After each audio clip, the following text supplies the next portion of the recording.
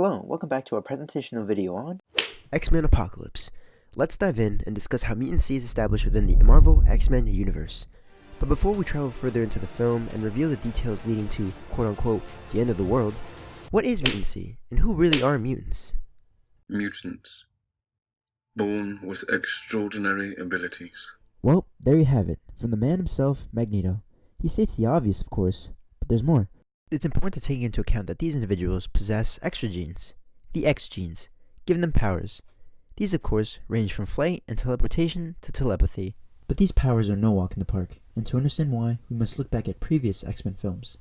So tracing back to all the X-Men movies, we see a common set of themes. To start off, the superhuman abilities we witness in action were initially frightening to the mutant possessors. Take Wolverine, Scott, Magneto, and Angel for example. Although these individuals were clueless to the powers they were born with, they discovered their abilities in a spontaneous and unpredictable manner. They were shocked, and to the very least afraid, hence why we recognize them as mutants, creatures of unknown descent and unpredictable nature. Mutants are lost in society, alone against a world that is afraid to live alongside creatures of mass destruction.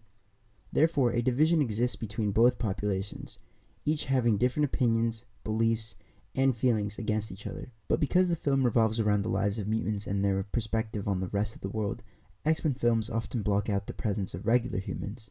For instance, take Professor Charles Xavier's School of the Gifted, a private sanctuary and home for young mutants to live and learn their abilities as they adapt to a normal and tranquil lifestyle. Likewise, the films isolate events that are focused on mutants and the affairs they experience between themselves. Why else do we see good mutants fighting with the bad ones? Mutants and humans are two separate populations. Neither are ready to live alongside in understandable peace. They live in their own reality, but realistically share the same world. So what? Basically, powers are disabilities. Watching the line of X-Men films leads viewers to recognize mutants as innocent, helpless in their own nature, lost, and in need of help, whereas everybody else out of context in the film, such as the government, see mutants as evil, a danger to the public, in need of testing or experimental research, and finally, someone that must be exterminated. But why though? Why see mutants as a problem? Turns out that young mutants without any guidance on how to control their powers leads them to grow up in an egocentric manner. Powers become the single thing that defines their identity. As they age, mutants will feel entitled to act in whatever manner they please, disregarding any authority that dominates over. Listen to what Magneto commented earlier.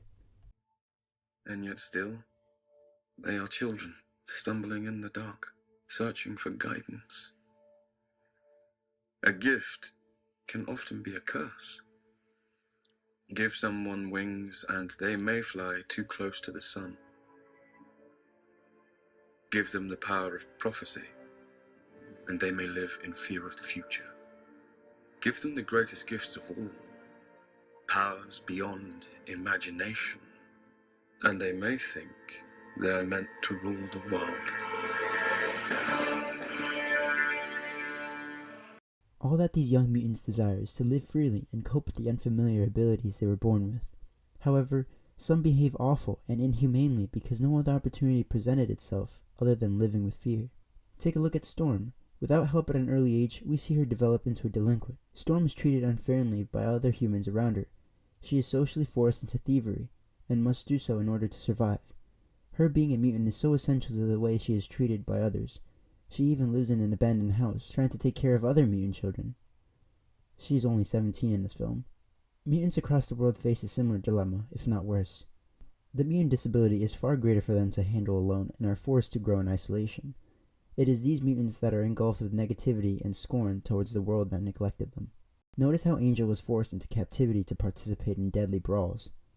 The mutants in this fight club are treated like animals. They get no reward for winning, other than living another day.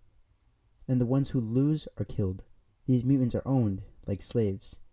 They are the lowest class in the society of East Berlin. In summary, mutancy has been a metaphor for racism, homophobia, and many other things since the 60s, back when the Marvel comics were created by Stan Lee and Jack Kirby. But who is to blame?